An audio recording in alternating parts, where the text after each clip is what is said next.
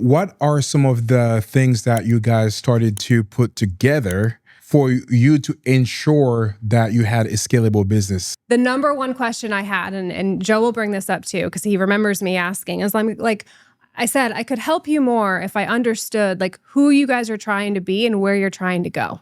And at the time, they were very much, I think, like most new companies are, well, I'll go with whoever client will hire me, wherever they'll take me, whatever they want me to do. I'm after clients. That was just very, I think, typical for the smaller up and coming company. And so I really pushed them to define who and what they want to do, because then that would allow me to better come in and help with a strategy. So we worked on that a little bit briefly. It was still too broad, in my opinion. If you asked them what they wanted to do, it was still, well, we'll do anything in Florida for, any developer, as long as the contract value is over $250,000, right? So that's still way too broad. But I said, fine, at least I've got a direction.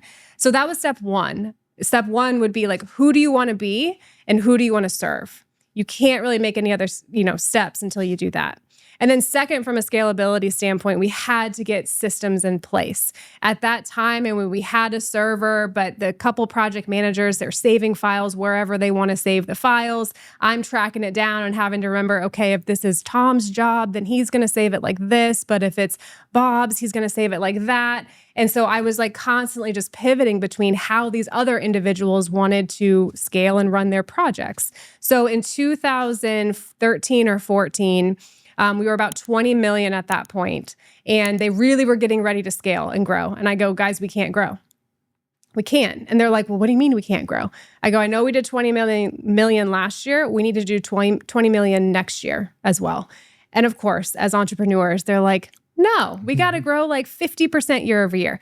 But I said, well, mainly what we need to do is we need to spend a year building our infrastructure. We need to get technology. We need to get some basic processes. Everybody just needs to be processing the projects in the same way.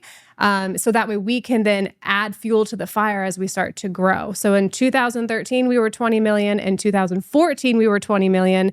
But in that year, we rolled out a project management software, ended up being called Procore, which is still the same software program we use today, almost 10 years later.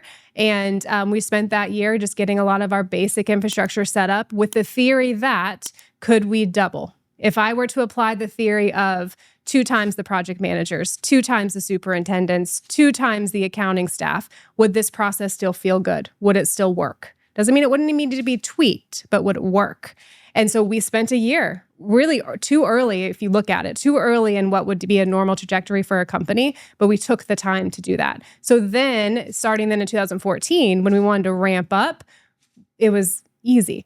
Yeah. It wasn't, easy, but that's incredible. And I feel like a lot of people will find value to what you just said. So you hear a lot of the time that people want to scale and they don't want to do the work. What advice would you give them? You have to do the work.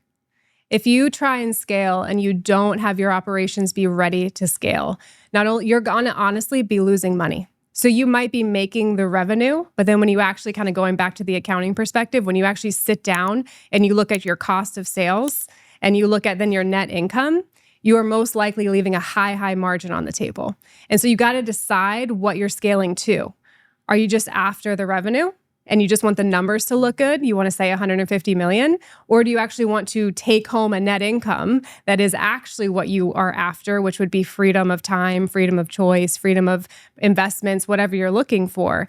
You kind of have to decide. And most of you are going to ultimately say, yeah, I want the net income. That's ultimately what I'm after. I'm not necessarily after the sales number.